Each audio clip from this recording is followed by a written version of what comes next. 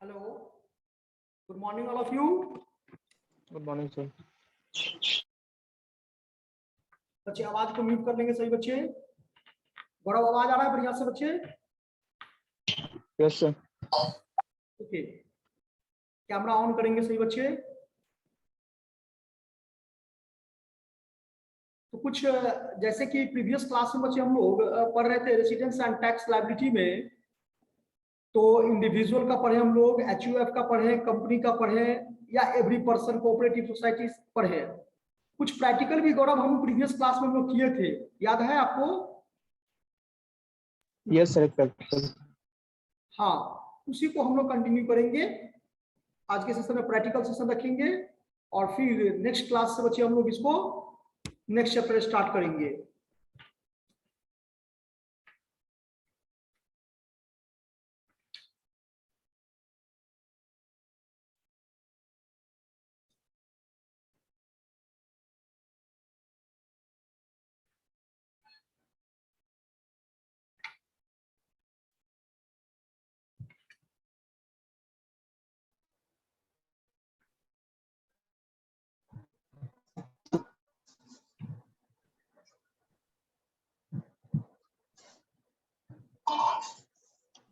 सही बच्चे। Indian citizen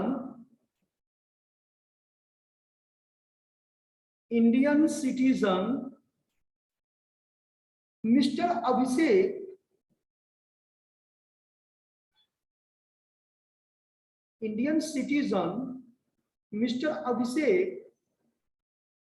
a government employee, Indian citizen Mr. Abhishek, a government employee, has the following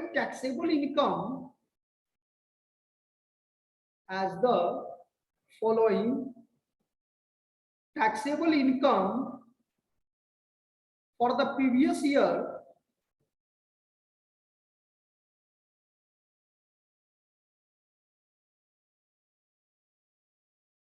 for the previous year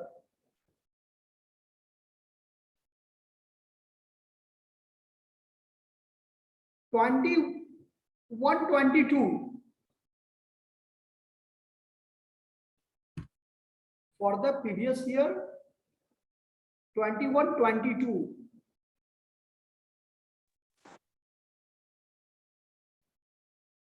first point में लिखेंगे एक number में,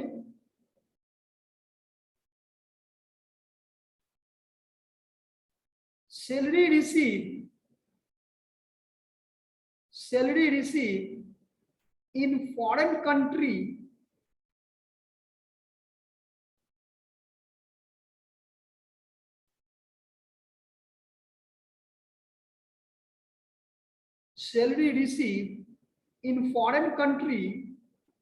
for service rendered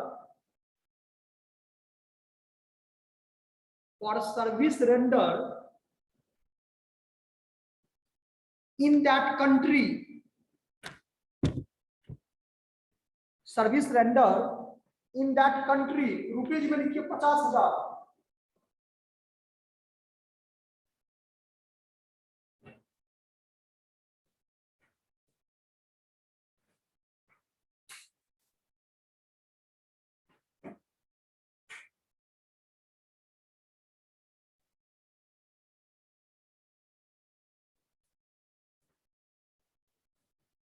first point लिखे बच्चे। Yes sir. हाँ, salary receive in foreign country for the services rendered in that country 50,000। दूसरा point में लिखेंगे agricultural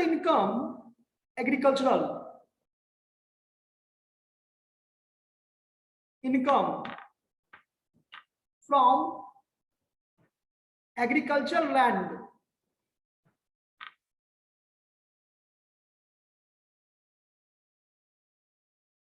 situated in Pakistan, rupees लिखिए 20,000।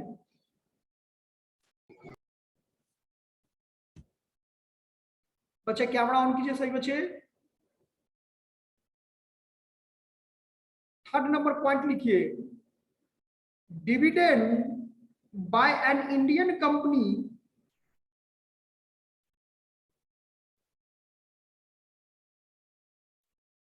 Dividend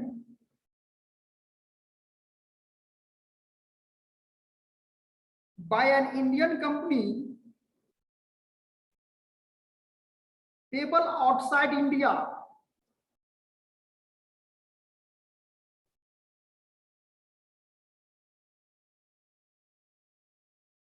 payable outside India, rupees में लिखिए 10,000।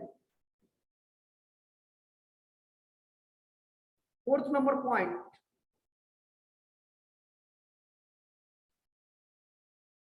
Income from transfer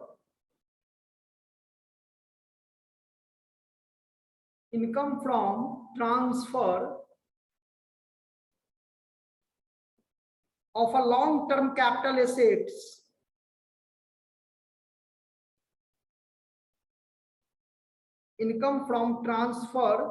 long term capital assets situated in India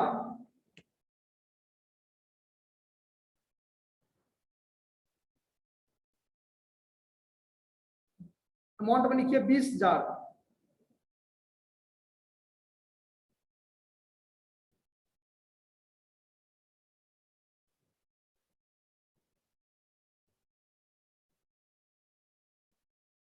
next पांचवा point, interest earn and receive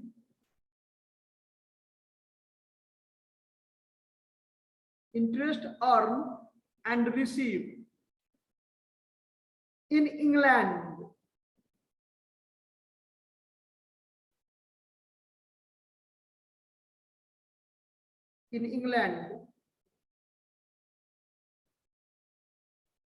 from bank deposit there।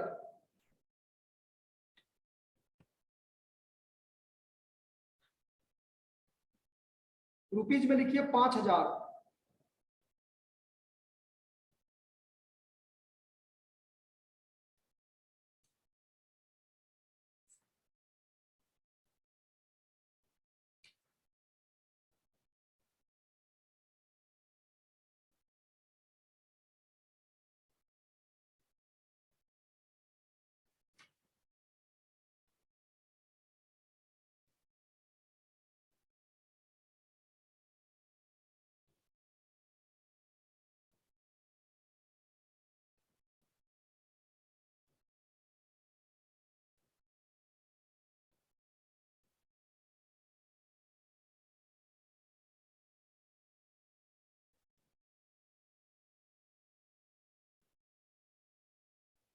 Compute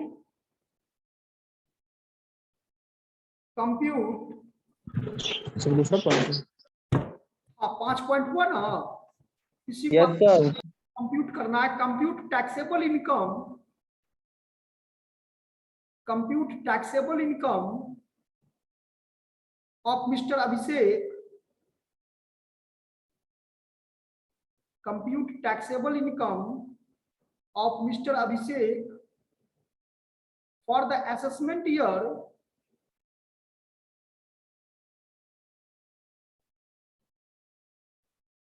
for the assessment year 2022-23 if he is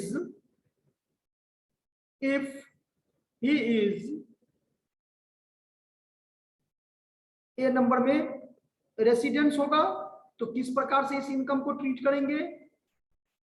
दूसरा लिखिए not ordinarily resident, और तीसरा लिखिए non resident. दूसरा क्या बोले sir? 3 type बताए थे ना, ऑर्डिनरली, नॉट ऑर्डिनरली और तीसरा क्या था, नॉन रेसिडेंट। तीनों कंडीशन में बच्चे आपको ये कंप्यूट करना है कि इस मिस्टर अभिषेक का टोटल इनकम क्या होगा। रेसिडेंस होगा तो कैसे होगा, नॉट ऑर्डिनरी रेसिडेंट होगा तो कैसे होगा, और अगर नॉन रेसिडेंट होगा तो कैसे होगा। जब इस तरह का क्वेश्चन आए तो इसको हम कैसे कंप्यूट करेंगे, तो सभी बच्चे मेरे साथ बोर्ड पर देखेंगे और इसके हर एक पॉइंट में जैसे पहले आपका क्या लिखा हुआ है, सैलरी रिसीव, तो बच्चे ये तीनों ही कंडीशन में टैक्सेबल है, चाहे वो रेसिडेंट हो, क्योंकि वो एम्प्लॉय कहाँ का है, सैलरी, इंडिया यस इंडिया से। भारत का है, तो वो तो रेसिडेंट में भी आएगा, नॉट ऑर्डिनरी रेसिडेंट में भी आएगा और नॉन रेसिडेंट में भी आएगा। इसको बनाएंगे कैसे, इसका फॉर्मेट किस प्रकार से होगा बच्चे, तो बोर्ड पर आप लोग देखेंगे। सबसे पहले हम लोग को क्या लिखना है, computation of total income of mister Abhishek, ऐसे करके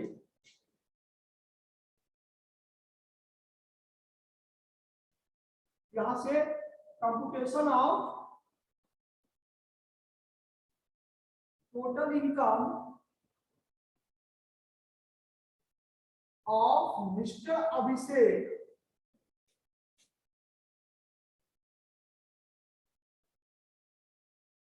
computation of total income of mister Abhishek, और इसके नीचे लाइन में लिखेंगे फॉर द असेसमेंट ईयर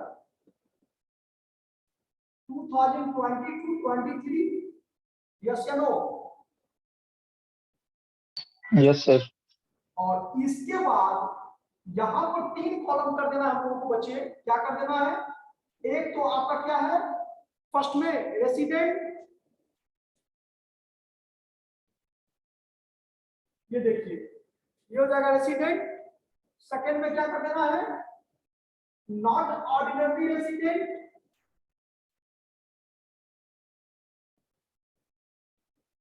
और तीसरा में करना है नॉन रेसिडेंट, नॉन रेसिडेंट। इस तरह से बच्चे फॉर्मेट बनाएंगे।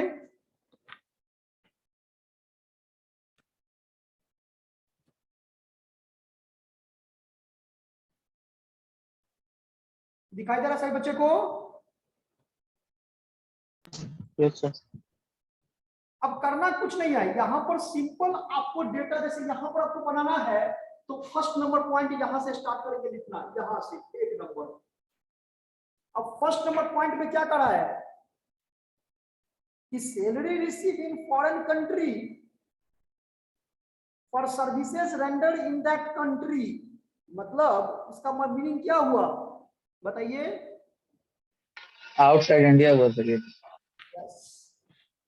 कि वो गवर्नमेंट एम्प्लॉय है, भारत सरकार का एम्प्लॉय है, लेकिन वो काम कहाँ करता है, बोलो कहाँ, फॉरेन कंट्री फॉरेन कंट्री में काम कर रहा बाहर है, करता है सर, आगे सर।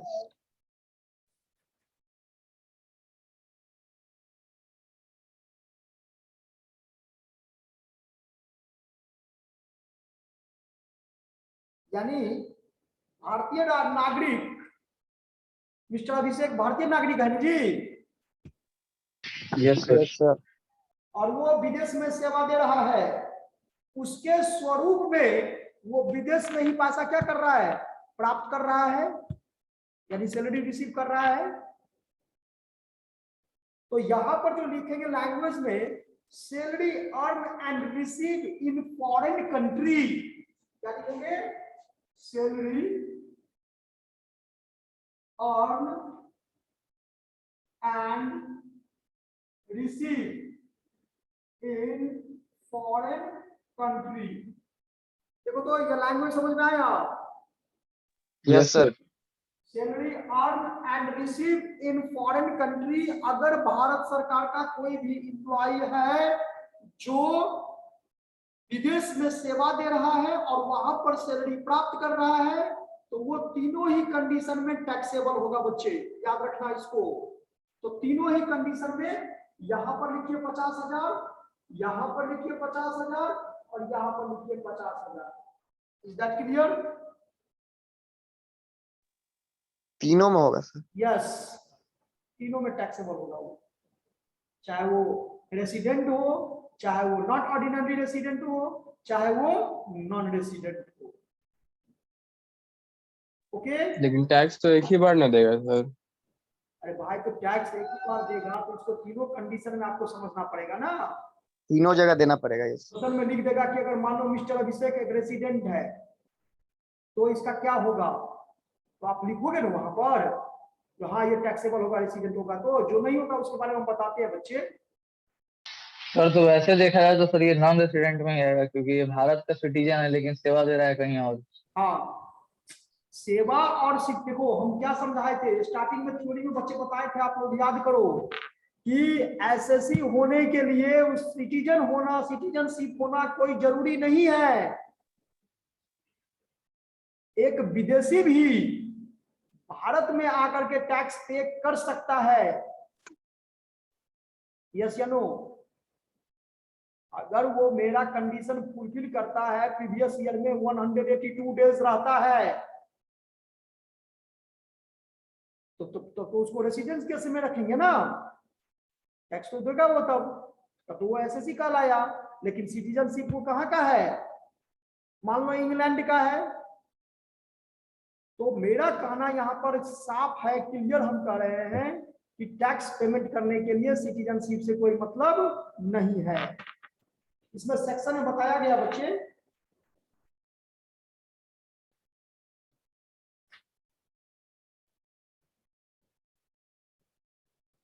इसके लिए सिंपल का रहा है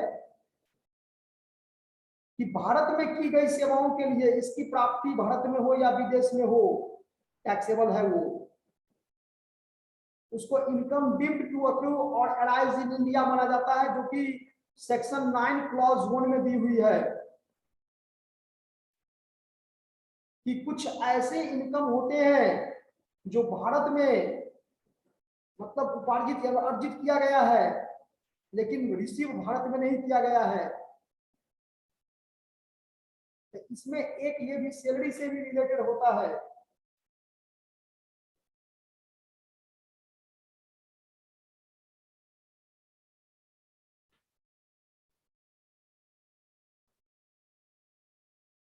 चलिए नेक्स्ट पॉइंट लिखिए।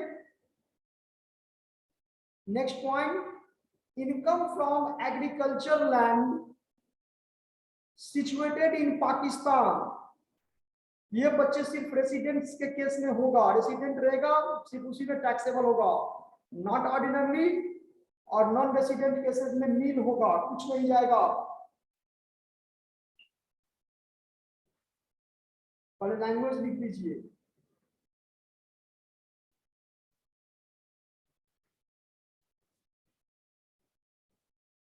पहले इसका एक नोट लिख लो तो बच्चे, ये सैलरी वाला जो लिखा है ना भी, इसका यस सर। एक नोट नीचे में लिखो। बोलिए ना। नेक्स्ट पेज में लिख लीजिएगा, salary earn and receive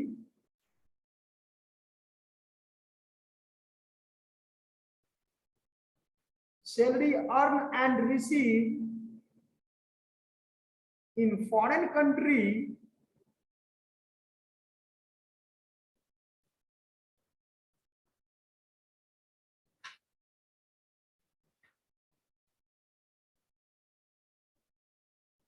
salary earned and received in foreign country by a government employee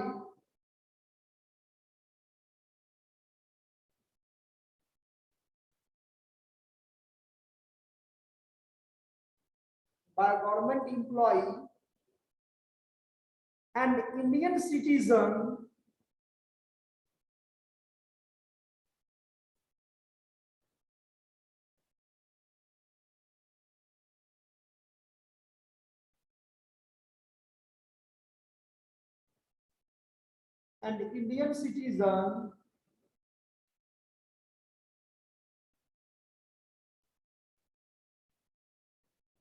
is deemed to be approved in India, is deemed to be approved in India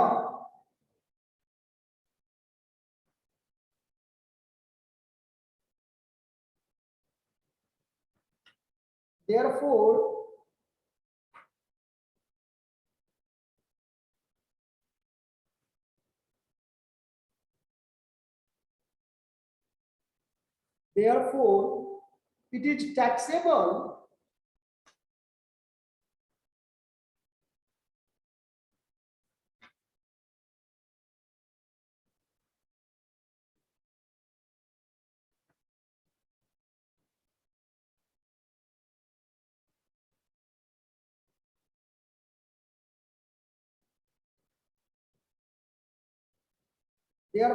it is taxable in all the three categories.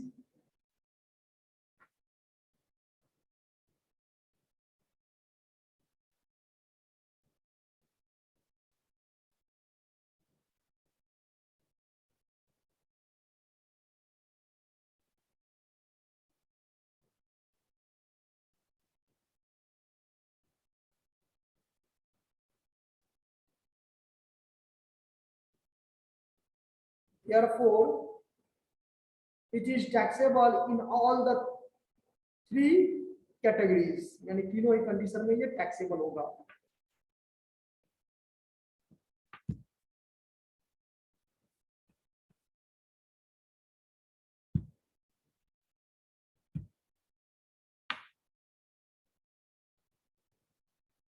चलिए second point लिखेंगे बच्चे. Income from agricultural land and situated in Pakistan. अगर कोई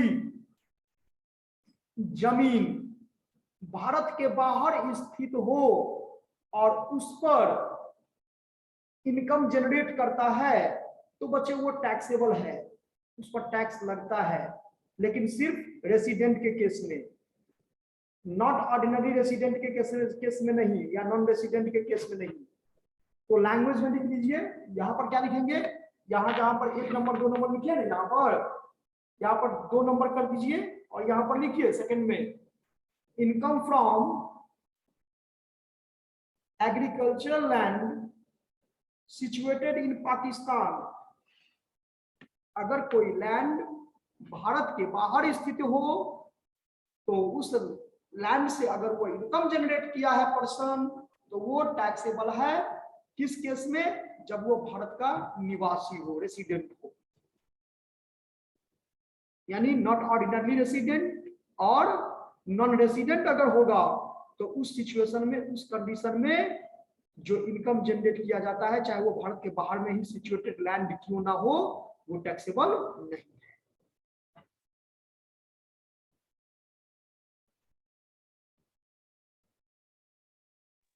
third number लिखिए.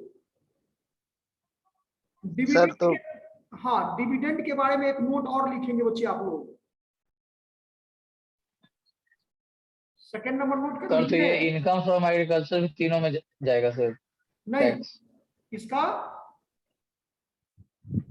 Second number sir.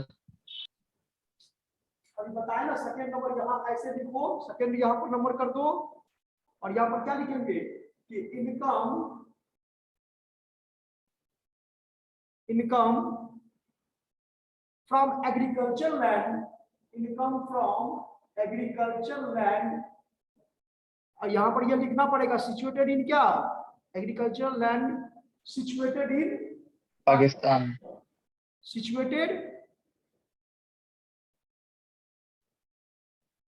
In income from agriculture लिखना पड़ेगा. पाकिस्तान. क्या बोले, income for sir agriculture land तो लिखना पड़ेगा ना. हाँ तो ये लिखना पड़ेगा लाइन, इसको Yes, sir. भूलना मत. सिचुएटेड इन पाकिस्तान या फॉरेन कंट्री का नाम लिखना पड़ेगा. Yes sir, yes. Situated in Pakistan, तो ये टैक्सेबल है सिर्फ किस कंडीशन में, ये देखो रेसिडेंट में. के केसेस में, इसमें ब्लैंक, इसमें ब्लैंक, ऐसे लिखना था.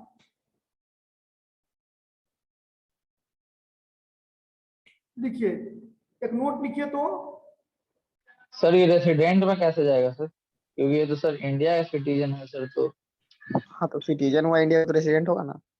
अरे अगर वो भारतीय नागरिक है इंडियन citizen सिटीजन। होता है, भारत का एसएससी है, वो कर देने वाला टैक्स जो एसएससी जो करदाता होता है, और उसका मान लो कोई पुश्तैनी घर या कोई मतलब मान लो जमीन उसका पाकिस्तान में है या इंग्लैंड में है, नहीं देखते हो, खरीद लेता है। यस सर, बिजनेस पर। Yes sir. अगर खरीद लेता है वहां पर मान लो कुछ ये फसल उसल होता है, क्रॉप्स, तो वहां का वो उसको आएगा ना मुआवजा जी, नहीं समझे? सर अगर प्रॉफिट जनरेट नहीं कर रहा सर, ऐसी लैंड लेके छोड़े हुए, तो तीनों में नील हो जाएगा। तब क्यों होगा? इनकम पर ही ना टैक्स लगेगा, इनकम ही नहीं होगा तो टैक्स कहां से होगा? नील हो जाएगा ना सर। हाँ ठीक है। Yes sir, yes. देखो एक नोट में लिखिए, dividend receive from Indian company, इसका एक लाइन में समझ लीजिए, अगर इंडियन कंपनी से डिविडेंड रिसीव किया जा रहा है तो बच्चे वो टैक्स फ्री है, उस पर टैक्स नहीं लगता है। नहीं लगता है। याद हो गया? Yes sir. डिविडेंड नोट में भी लिख लो, dividend receive from Indian company is tax free. ये जानते हो कब से? With effect from, with effect from को क्या लिखते हैं शॉर्ट में? WEF, विथ इफेक्ट फ्रॉम, ये कब से लागू है? असेसमेंट ईयर 2004-5 से, कि अगर कोई डिविडेंड रिसीव किया जा रहा है इंडियन कंपनी से तो वो बच्चे टैक्स फ्री है, यानी उस पर टैक्स नहीं देना है।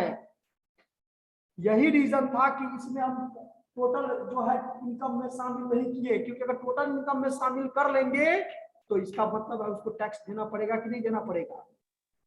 सर ये इफेक्ट फ्रॉम तो सर स्टार्टिंग डेट को ना प्रेजेंट करेगा।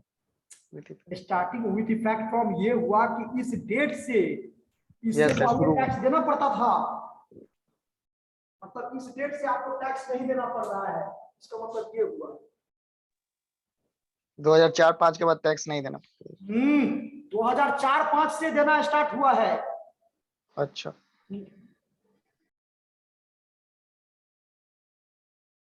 नहीं सॉरी सॉरी, क्या लिखवाए? Dividend receive from Indian company is tax free with effect from assessment year 2004-5। यहाँ से नहीं ना मेरा। असेसमेंट ईयर 2004-5 से कोई भी डिविडेंड अगर इंडियन कंपनी से रिसीव किया जा रहा है तो उस पर टैक्स नहीं लगेगा। यही तो बोल रहे थे। हाँ मैं ठीक बोल रहे क्या? यस। ओके, तो फोर्थ नंबर पॉइंट क्या है? Income from transfer of long term capital asset situated, हाँ इस पर लगेगा। देखिए income from transfer of property कहां लिखोगे? यहां पर तीसरा नंबर, थर्ड पॉइंट, यहां पर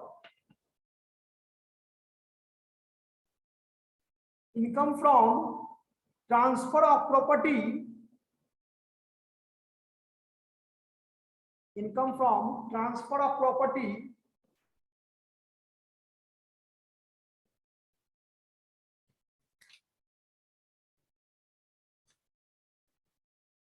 income from transfer of property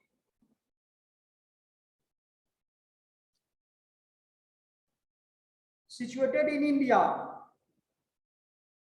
ये तीनों में होगा बच्चे, चाहे वो रेसिडेंट हो, नॉट ऑर्डिनरी रेसिडेंट हो या फिर नॉन रेसिडेंट हो, सभी कंडीशन में टैक्सेबल होता है, ये टोटल इनकम में शामिल किया जाता है।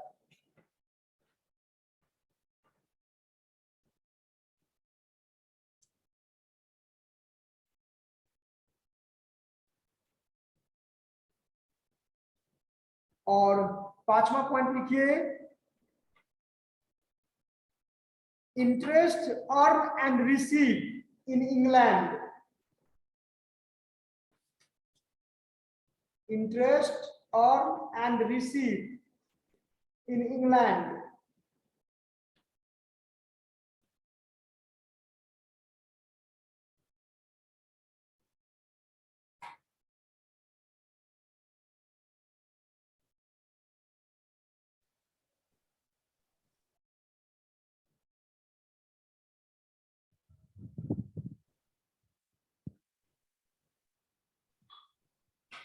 Interest earn and receive in England, ये रेसिडेंट केस में टैक्सेबल होगा 5000। बाकी नॉट ऑर्डिनरी और नॉन रेसिडेंट केसेस में बिल्कुल फ्री हो, नील होगा। Yes sir.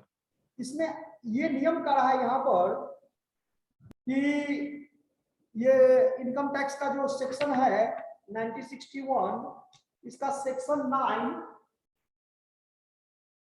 क्लॉज 1 और सब क्लॉज 5 ये कहता है कि भारत की जो भी मैंने इंटरेस्ट, इनकम फ्रॉम इंटरेस्ट जो है उसको भारत में अर्जित किया माना जाएगा, लेकिन इसमें 2 पॉइंट है। फर्स्ट पॉइंट ये कहता है कि ब्याज का भुगतान भारत सरकार द्वारा दे होना चाहिए। ये समझ में आया कि ये जो पेबल हो वो किसके द्वारा पे किया जा रहा हो, भारत सरकार के द्वारा। यानी ब्याज का भुगतान, इंटरेस्ट का जो पेमेंट है वो किसके द्वारा किया जाना चाहिए, इंडियन गवर्नमेंट के द्वारा, पहला पॉइंट। दूसरा पॉइंट कहता है कि यदि किसी ऋण पर ब्याज, चाहे वो रेसिडेंट हो या नॉन रेसिडेंट हो, तो इस ब्याज की आय को भारत में अर्जित तभी माना जाएगा जबकि इस लोन का उपयोग भारत में चल रहे किसी व्यापार या पैसे में किया जा रहा हो, यानी बिजनेस और प्रोफेशन में किया जा रहा हो। नहीं समझ में आया? पहला पॉइंट समझ में आया कि भारत सरकार के द्वारा पेमेंट किया जाना चाहिए। Hello, yes sir, yes sir. ध्यान से सुनो बच्चे, ब्याज से संबंधित आपका 2 पॉइंट खाता है कि वो होगा, लेकिन उसमें 2 कंडीशन को फुलफिल करना है। फर्स्ट कंडीशन ये है कि ब्याज का जो भुगतान है वो भारत सरकार के द्वारा होना चाहिए, और दूसरा पॉइंट, जो आपने जो लोन लिए, कर्ज लिए, तो उस कर्ज के लिए, उस कर्ज का उपयोग किसमें होना चाहिए, तो भारत में स्थित किसी बिजनेस या प्रोफेशन में उसका यूटिलाइज होना चाहिए, तभी वो क्या होगा, टैक्सेबल होगा। ये 2 पॉइंट है। चलो लिखो, interest earn and receive in England, तो रेसिडेंट के साथ लिखेंगे 5000। अब सब के नीचे में ऐड कर दो बच्चे, इसको जोड़ दो और जोड़ के बताओ, यही हो जाएगा टैक्सेबल इनकम।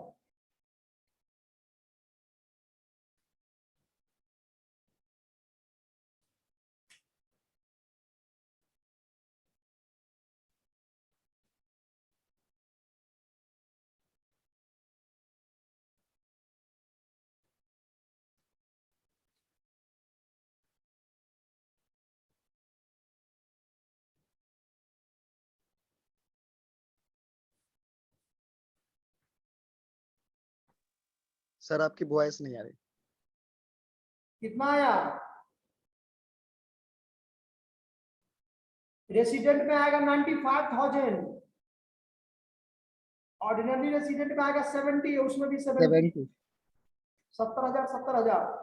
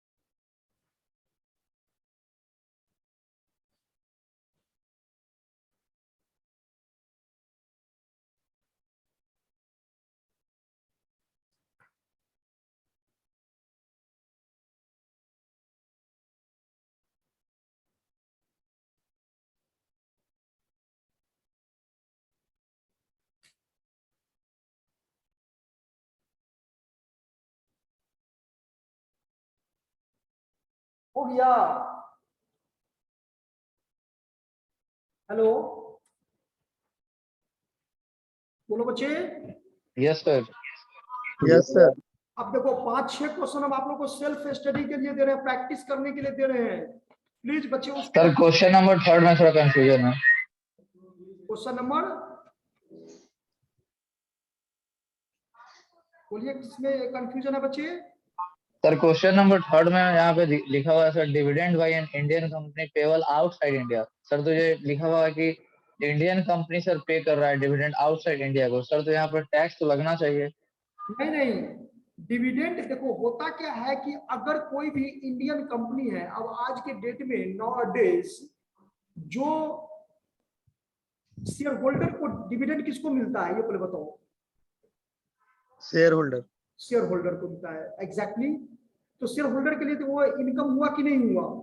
यस सर हुआ। लेकिन वो कहता है, उसमें कंडीशन क्या है कि असेसमेंट ईयर 2004-5 से उसको फ्री माना गया है कि अगर कोई इंडियन, देखो फॉरेन कंपनी होगा तो फ्री और टैक्सेबल है बच्चे, लेकिन अगर कोई इंडियन कंपनी है तो वो इंडियन कंपनी इनकम जनरेट किया तभी तो वो डिविडेंड डिस्ट्रीब्यूट किया। यस या नो? Yes sir. और जब डिविडेंड डिस्ट्रीब्यूट किया है वो, तो वो अपने इनकम पर टैक्स दिया होगा गवर्नमेंट की को कि नहीं दिया होगा? दिया होगा। यही चीज, यही पॉइंट समझना है कि जब इंडियन कंपनी अपना इनकम जनरेट किया तो उस इनकम पर ऑलरेडी वो टैक्स दे चुका है गवर्नमेंट को, और उसी इनकम का पार्ट जो प्रॉफिट है वो क्या करता है, शेयर होल्डर को डिस्ट्रीब्यूट करता है। तो ये साफ शब्दों में अपने इम्प्लॉय को कहता है कि भैया हम तो इस पैसे पर टैक्स दे चुके हैं, आपको नहीं देना है, क्योंकि शेयर होल्डर के लिए तो ये इनकम हुआ ना। शेयर होल्डर को तो देना चाहिए था डिविडेंड पर टैक्स गवर्नमेंट को, क्योंकि इनकम सर है। ऑलरेडी टैक्स दिए हुए हैं इसलिए नहीं दे, ऑलरेडी दिए हुए पहले। यस, यही पॉइंट है कि dividend receive from Indian company क्या, tax free with effect from 2004 and 5। Yes sir समझ गए। समझ में आ गया?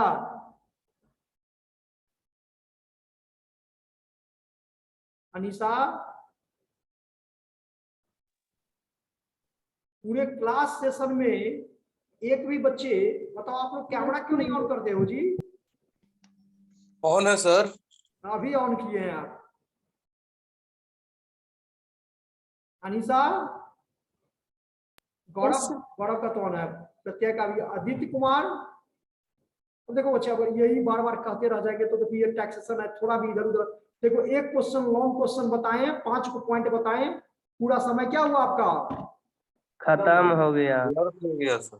थोड़ा प्रैक्टिस बच्चे आप लोग को भी करना पड़ेगा, आप लोग को भी मेहनत करना पड़ेगा। अकेले आप लोग बनाओगे तभी तो कॉन्सेप्ट क्लियर होगा ना, प्रैक्टिकल बनाओगे। Yes sir. Practice makes man perfect sir, and without practice. Correct, I support. चलिए अनीसा, अनीसा है, फिर मोनिका, मोनिका है कि नहीं? रोल नंबर 4 नहीं है। तो कुछ क्वेश्चन बच्चे हम आप लोग को सेंड करेंगे, या नहीं तो सुनो पीडीएफ ही बना के सेंड कर देते हैं, लेकिन उसमें एक काम करना क्या कि थोड़ा मेरा एक असेसमेंट पहले का है, 20-21 है, तो 21-22, 22-23 यानी 2 पहले का है। कुछ नहीं, उसमें कोई दिक्कत नहीं है, थोड़ा उसमें ये कर लेना है, यानी तो फिर हम लिख करके ही भेज देंगे आप लोगों को। ओके बच्चे? Yes sir. Thank you sir.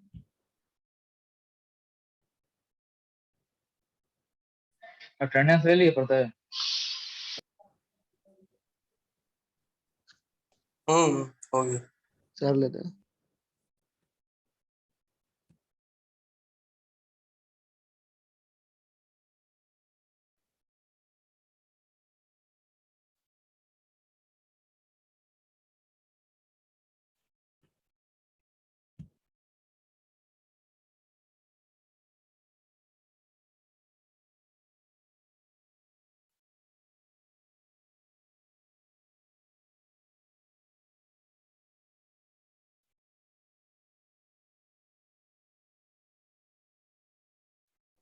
Okay बच्चे, thank you all of you.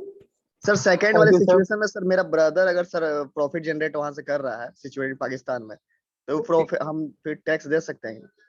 Okay बच्चे, हम लोग नेक्स्ट क्लास में डिस्कशन करेंगे, ठीक है। ठीक है सर, थैंक यू। Sir.